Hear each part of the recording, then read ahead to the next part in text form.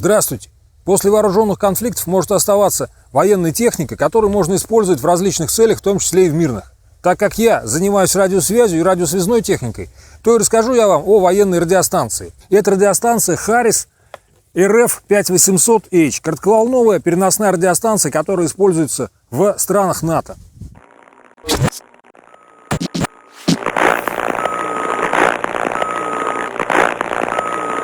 Переносная коротковолновая радиостанция Harris RF5800H работает в диапазоне частот от 1,6 до 60 МГц, то есть перекрывает в том числе и весь лоу-бенд.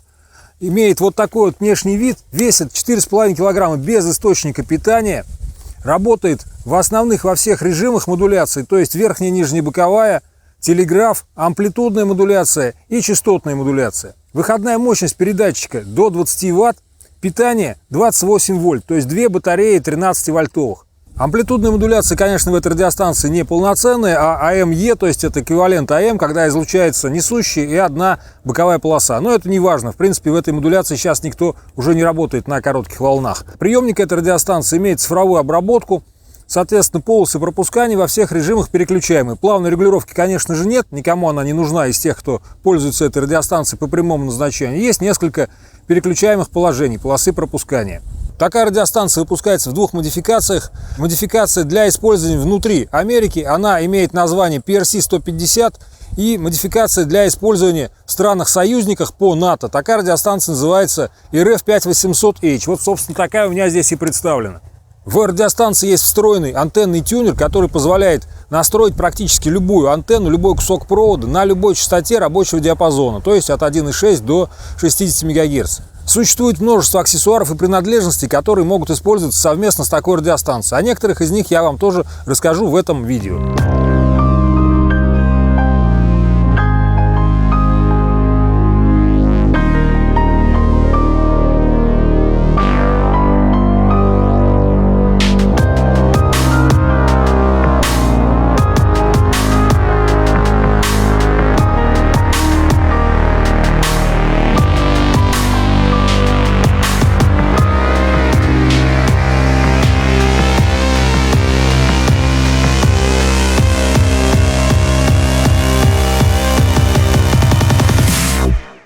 Предназначена эта радиостанция для радиосвязи как с однотипными станциями, так и с любыми другими, работающими во всем коротковолновом диапазоне и в диапазоне УКВ Low Band.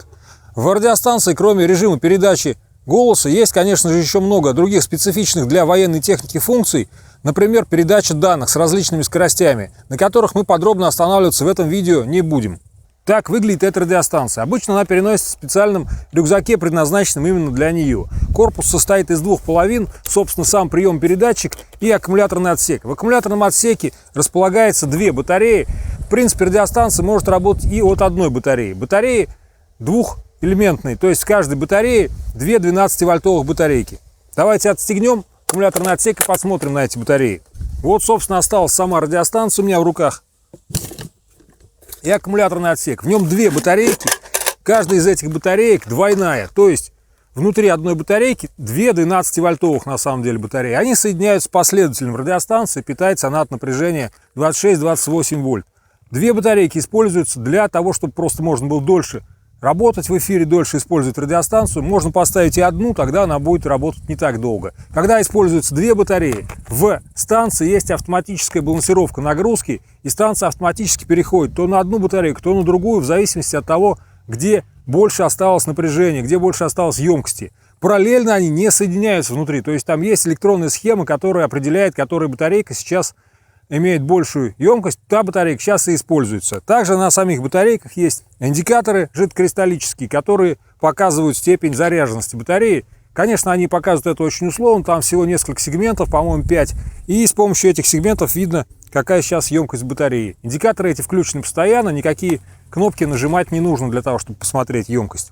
Такие батарейки существуют различных типов. Бывают они свинцовые, никель-металлгидридные и литий-ионные. Вот у меня здесь представлены две батарейки, никель-металлгидридная и литиевая. Литиевая, конечно же, весит гораздо меньше, но емкость при этом имеет большую. Вот, например, никель-металлгидридная батарея имеет емкость 4,9 ампер-часа при токе разрядки 2 ампера. А литиевая батарейка при таких же габаритах имеет емкость 6,8 ампер-часа, тоже при токе 2 ампера. Сам батарейный отсек не содержит никаких элементов электроники, это просто коробка. На нижней стороне радиостанции, соответственно, есть два разъема одинаковых, предназначенных для подключения двух этих батареек. Разъемы подсоединяются сами, когда мы устанавливаем радиостанцию на аккумуляторный отсек. Если мы ее сейчас застегнем, то вот практически радиостанция готова к работе.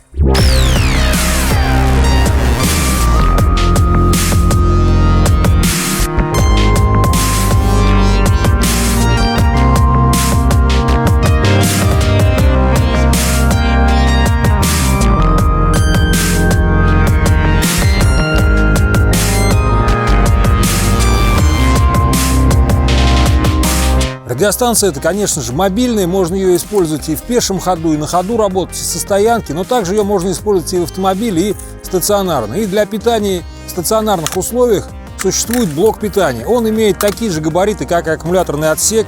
Вот он, этот блок питания. Подключается он точно так же к радиостанции, как и аккумуляторы, но имеет только один разъем, подключается к одному разъему.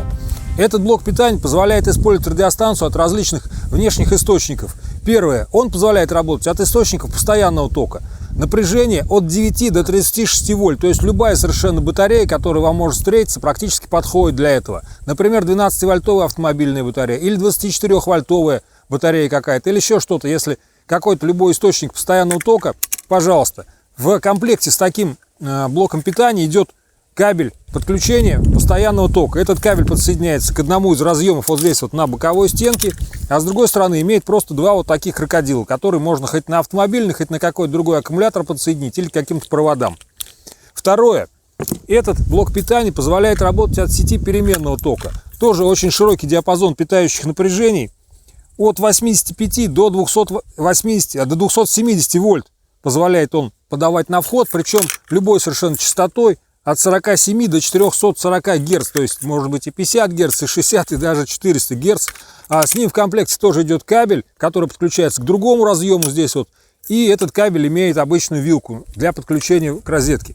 Также внутри этого блока питания есть небольшая аккумуляторная батарея, для того, чтобы можно было радиостанцию быстро переключить с одного источника питания на другой. То есть, если, например, вы питали от сети 220 вольт, и эта сеть у вас пропала, ну, техника военная, как бы, сеть может в военное время и пропасть, и чтобы очень быстро, не выключая станцию, можно было подключить ее, например, к аккумуляторной батарее с помощью вот такого кабеля, снять батарею с автомобиля или откуда-то принести, то временно станция недолго может работать от встроенного аккумулятора, который находится внутри блока питания. Этот аккумулятор потом автоматически подзарядится при подаче внешнего напряжения питания. Вот такой вот блок питания универсальный, так скажем, с резервным аккумуляторным источником внутри. На одной из боковых стенок у него есть три индикатора световых. Один означает, что подано переменное напряжение питания, другой означает, что подано постоянное напряжение питания, и третий означает, что внутренняя батарейка исправна. Три разъема для подключения кабелей.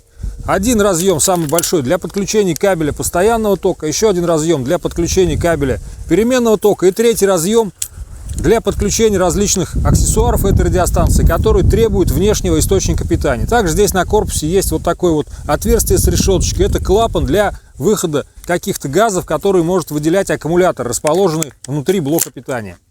Для зарядки аккумуляторных батарей этой радиостанции могут использоваться различные зарядные устройства, в том числе вот такое мобильное. Оно питается либо от сети переменного тока с широким диапазоном напряжения, либо от постоянного напряжения от 12 до 36 вольт. Аккумуляторы устанавливаются по отдельности в специальные ячейки. В такое зарядное устройство можно установить до 6 аккумуляторов одновременно. К сожалению, этот экземпляр зарядного устройства пострадал во время своей прошлой жизни, в него прилетело несколько раз, и в нем осталось работоспособным только 2 ячейки. Какие есть разъемы на самой радиостанции? Кроме разъемов для подключения источника питания на задней панели, остальные разъемы расположены на передней панели. И это следующие разъемы. Разъем для подключения тангенты, гарнитуры, он имеет обычный вид, как у большинства натовских станций. Разъем дата, к которому подключается персональный компьютер или какие-то устройства, которые требуют передачи данных. На этом разъеме много контактов, в том числе здесь есть контакты, которые представляют собой непосредственно выводы коннектора RJ45 локальной сети. То есть эта радиостанция подключаться может прямо к локальной сети, и она имеет встроенный Ethernet-контроллер, на котором устанавливается в том числе IP-адрес. Она будет выглядеть как обычный компьютер в локальной сети. И используя встроенные какие-то модемные функции эта радиостанция может передавать данные, и к ней можно обращаться вот именно по локальной сети. Также этот же коннектор используется для программирования радиостанции с компьютера с помощью специального программного обеспечения. Но программирование это не обязательно. Большинство функций можно установить непосредственно с передней панели радиостанции. Далее есть разъем аксессуары. К этому разъему подключается кабель управления внешним усилителем мощности и внешним тюнером для усилителя мощности. То есть, когда эта радиостанция используется в стационарных условиях или когда она установлена на транспортное средство, то она крепится на специальную раму, и на этой раме также будет находиться усилитель. Этот усилитель требует управления. Вот для управления им и используется этот разъем. Следующий разъем на передней панели имеет такой же внешний вид, как и разъем для подключения тангенты, но используется он для других целей. Этот разъем для загрузки данных в радиостанцию. Интересный антенный разъем у этой радиостанции. Он находится в правой части передней панели, и рядом с ним есть клемма заземления. Так вот, антенный разъем. Снаружи он имеет прочную, достаточно крупную металлическую резьбу, а внутри разъем BNC. К радиостанции может подключаться как антенна, требующая согласования настройки тюнером, так и антенна, имеющая сопротивление 50 Ом. И вот для такой антенны и есть разъем BNC. Встроенный тюнер можно отключить. Для подключения любых антенн, кроме антенн, имеющих разъем BNC, используется специальный переходник. Переходник этот имеет вот такой вот внешний вид, и, соответственно, он сюда прикручивается по резьбе. Без такого переходника никакую антенну, кроме антенны, имеющую разъем BNC, сюда подключить нельзя. Различные проволочные антенны, дипольные или широкополосные, они комплектуются коаксиальным кабелем и действительно имеют разъем BNC, подключаются сюда напрямую. А для работы на штыревую антенну или на антенну типа луч с противовесом или любой кусок провода и требуется вот этот переходник. Давайте сейчас я его установлю на радиостанцию. Он прикручивается по резьбе, и после этого к переходнику можно уже подключать разные антенны. Здесь есть резьба для установки штыревой антенны, штырь 3 метра. Вот эта антенна, я вам покажу ее позже. И также этот переходник позволяет подключать сюда антенну луч, как я вам уже сказал. Для этого его пластмассовая часть вот так вот на пружинке отодвигается, и к металлической части здесь можно подключить разную антенну, как к клемме. Здесь есть отверстие даже сквозное.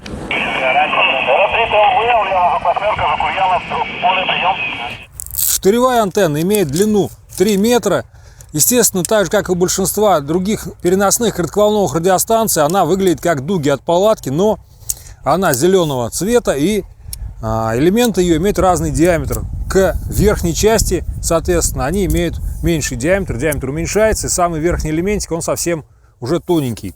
Вот так выглядит эта антенна, устанавливается в адаптер она не напрямую, как можно было бы подумать, а через амортизатор. Амортизатор, соответственно, позволяет этой антенне как-то больше гнуться, и чтобы эти усилия изгибания ее не передавались на разъем радиостанции. То есть сюда устанавливается адаптер по резьбе. Резьба причем разная, непосредственно штырь туда завернуть нельзя, только через вот амортизатор. А в него уже устанавливается антенна.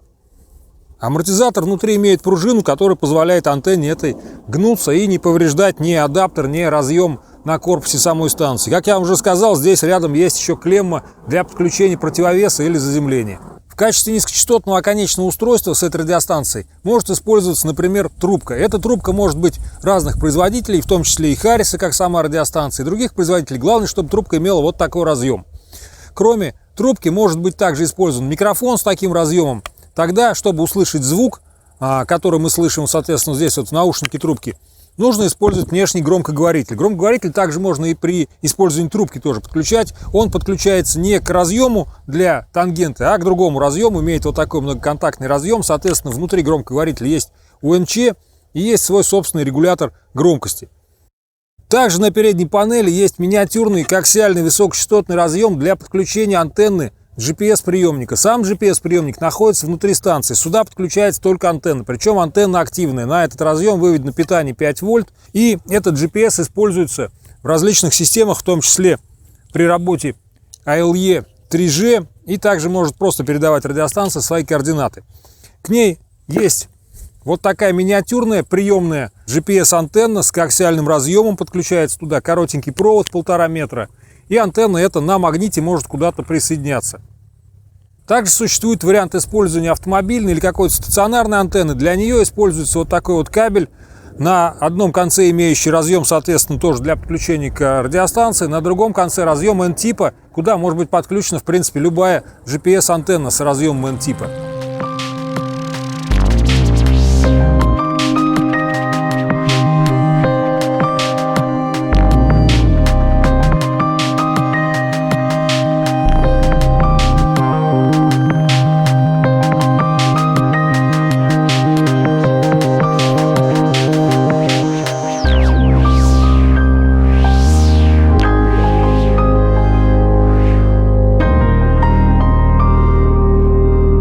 На самом деле здесь на передней панели есть еще один очень важный разъем, которого сходу не видно. Он находится под панелькой управления. Вот эта вот панель управления с жидкокристаллическим индикатором и кнопками, с которой, собственно, основное все управление радиостанцией происходит, она съемная. Чтобы ее снять, нужно вот такой вот фиксатор здесь сдвинуть, и тогда эта передняя панель снимается. На ней есть штекер, который подсоединяется непосредственно сразу к радиостанции, и здесь есть, соответственно, вот это вот гнездо. Но при использовании этой панели в выносном варианте она подключается кабелем. Кабель подключается вот сюда, вот в это же самое гнездо на радиостанции, но к панельке он подключается не к задней части, а к боковой. Здесь сбоку есть под заглушечкой металлический разъем, и сюда включается, соответственно, кабель. Кабель существует разной длины. Есть вот такой вот длинный, он имеет длину около 15 метров. Соответственно, разъемчики у него закрываются очень плотными герметичными резиновыми заглушечками, и подсоединяется этот разъем сюда. Можно вынести панель управления, где-то, например, по транспортному средству расположить радиостанцию там, где удобно станцию располагать, а панель управления расположить рядом с оператором. Также существует короткий вариант кабеля длиной 1,5 метра. Он используется в основном в носимом варианте, то есть станция может, например, быть в рюкзаке в каком-то, а передняя панелька, вот эта вот панель управления, будет где-то в руках у человека, и он сможет на ходу идти, разговаривать и переключать еще и каналы или управлять станцией, переключать режимы. Разъем для удаленного подключения панели управления очень миниатюрный, но содержит при этом много контактов.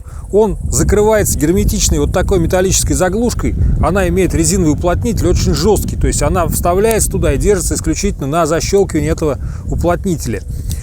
Хочется сказать, что, конечно, разъем этот пугает. Я не знаю, как в полевых условиях, наверное, туда может какая-то грязь попасть. Если мы этот разъем будем подключать под дождем, где-то ползая в грязи, наверное, он забьется. Лучше этого не делать и грязью его не забивать. Так что не будем больше сейчас отключать эту переднюю панель. Установлю я ее на место снова и защелкну защелку. Достаточно нежный такой хрупкий разъем.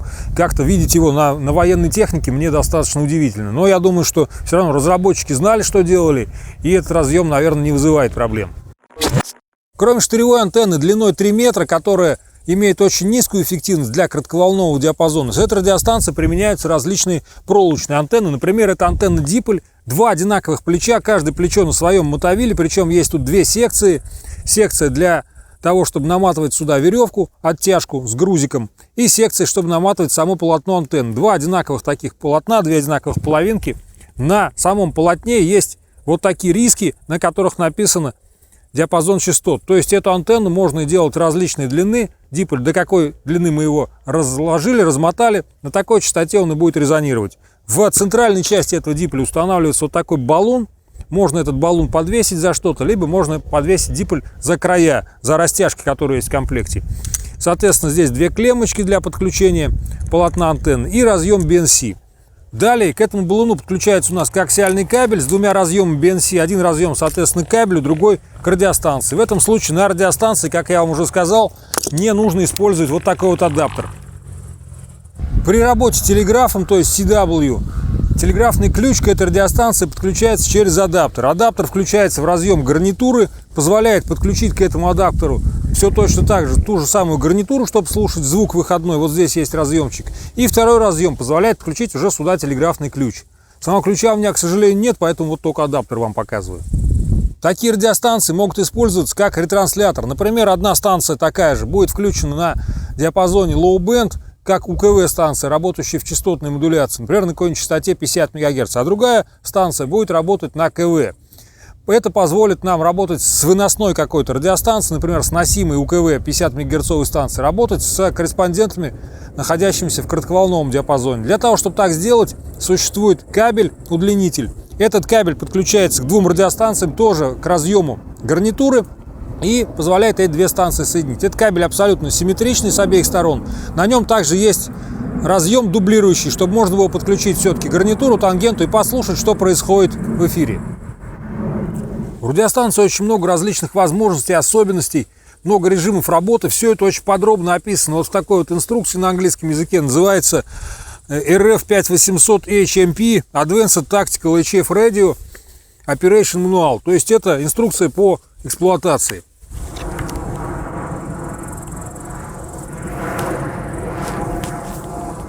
Органов управления у этой радиостанции всего два. Сейчас я вам о них расскажу. Чтобы удобнее это было делать, я расположил эту радиостанцию здесь на столе. Ничего лучше не нашел, чем коробку российского сухпайка подложить под эту радиостанцию. Но я думаю, ничего страшного, что у нас под НАСовской станцией будет российский сухпайок лежать. Значит, орган управления. Основной переключатель режима работы. Вот он.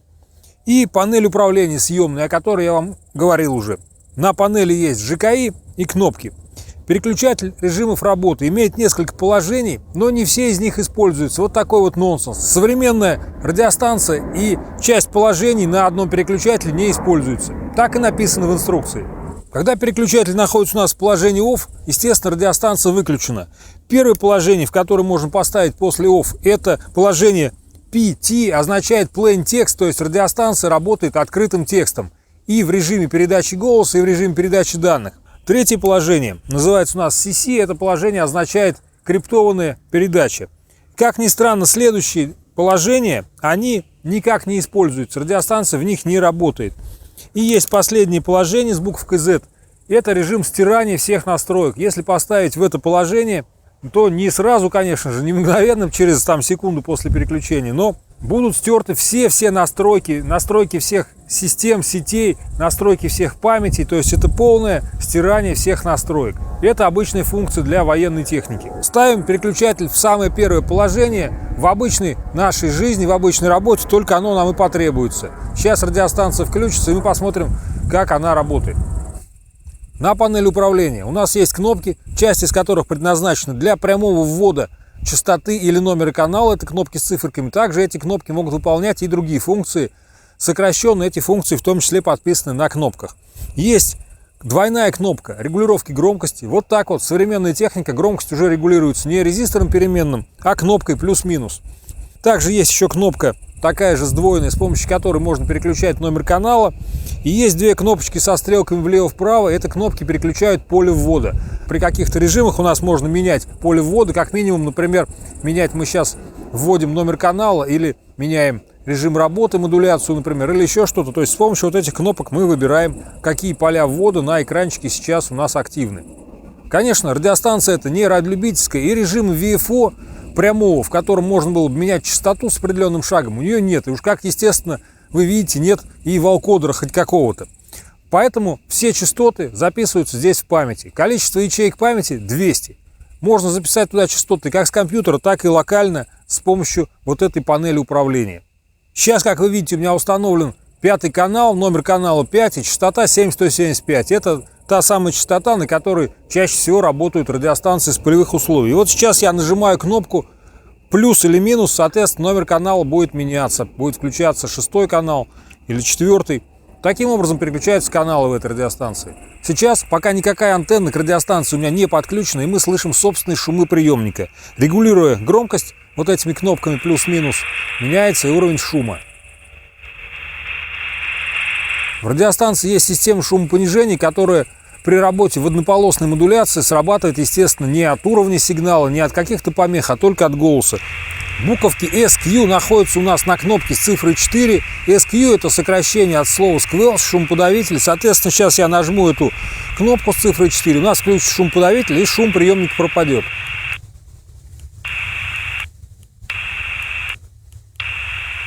Есть меню настроек, оно называется режим программирования, вход в него осуществляется нажатием кнопки 8, на которой написано буковки PGM.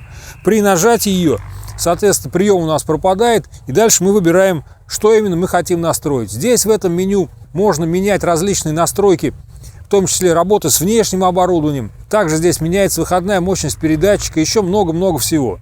Подробно я не буду вам описывать каждый пункт меню и показывать все возможности в этом меню предоставлены. Конечно, это все описано в документации к радиостанции. Пункты меню перебираются кнопками со стрелками влево-вправо. Выбор пункта осуществляется кнопкой Enter, отказ от выбора или возврат на предыдущий уровень меню, соответственно, кнопкой CLR.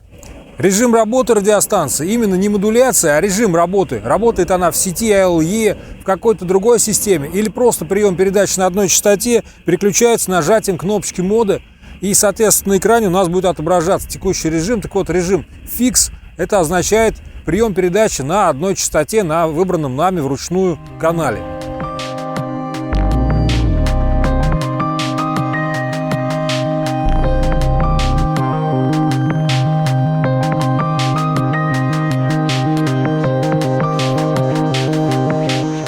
Такая же радиостанция, но с буквой М вместо буквы H в названии модели, работает в УКВ диапазоне от 30 до 512 МГц. Если в коротковолновой радиостанции буква H означает HF КВ, то здесь буква М обозначает мультибенд, многодиапазонная, то есть она работает и в лоу-бенд диапазоне, и в VHF, и в UHF, перекрывает все эти диапазоны, в том числе авиационный. Выглядит она точно так же, вот она. Но этот мой рассказ о коротковолновой радиостанции, поэтому подробно об УКВ-версии я ничего говорить не буду. Я тебя громко хорошо принимаю. Сейчас у меня антенна, штырь 3 метра и противовес, прием. Так ты на штырь, я понял. Рапорт тебе где-то 5-7 прием. Да, понял тебя, понял.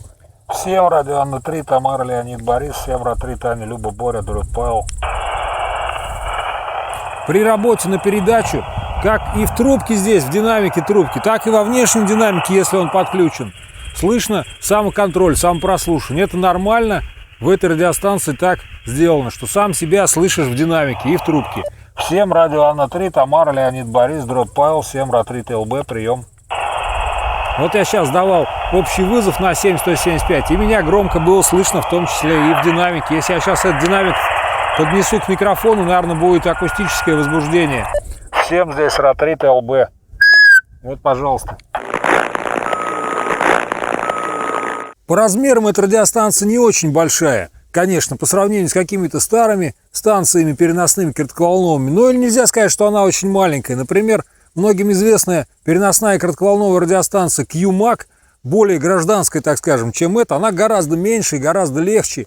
Или какой-нибудь радиолюбительский 817 FT, тоже очень маленький по сравнению с этой станцией. Если вы не военнослужащий, а просто, так сказать, радиолюбитель, то тащить с собой такую станцию в поход, наверное, не очень захочется. Потому что с аккумуляторами, тем более с двумя и с комплектом каких-нибудь принадлежностей, она очень такая крупная и увесистая. Но вообще техника очень надежная. Я думаю, что если я ее сейчас вот с такой высоты уроню на землю, то ей абсолютно ничего не будет, даже если она на разъем на какой-нибудь упадет.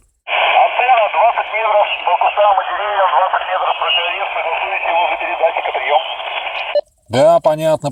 У меня штырь 3 метра, радиостанция лежит на земле, прием. Здорово тогда, 3 метра антенна. А противовес есть прием? Да, противовес метров 10, наверное, по земле раскидан, прием. Понятно. Ну, тогда прекрасно тебя слышно. Дистанция между нами порядка 1100-1200 километров, прием. В трансивере есть возможность устанавливать частоту без ввода номера канала. Это делается следующим образом. Нужно выбрать номер канала, номер 000, и в этом канале, в этом режиме есть возможность менять частоту. Для этого надо установить курсор, то есть текущее изменяемое поле, на значение частоты, и можно кнопками вверх-вниз менять какой-то один разряд частоты. Единицы килогерц или десятки килогерц, любой разряд, какой мы выберем. Практически как режим VFO, но только по разрядно можно менять частоту. И, соответственно, частота приема и передачи здесь раздельно меняется.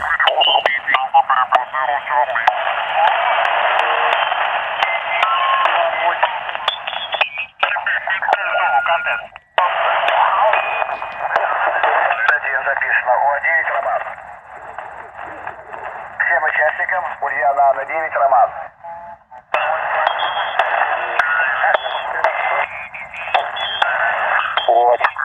Тамара Елена 5-9, Сергей Тамара 2-5. На этом я свой рассказ о переносной коротковолновой радиостанции Харрис РФ 5800H заканчиваю. Надеюсь, ни вам, ни мне не придется работать с такой радиостанцией в боевых условиях, а только в любительских диапазонах. Так что работайте в любительском эфире, смотрите мои видео, ставьте лайки, подписывайтесь на канал, на группу ВКонтакте. Здесь был Алексей Игонин. До свидания.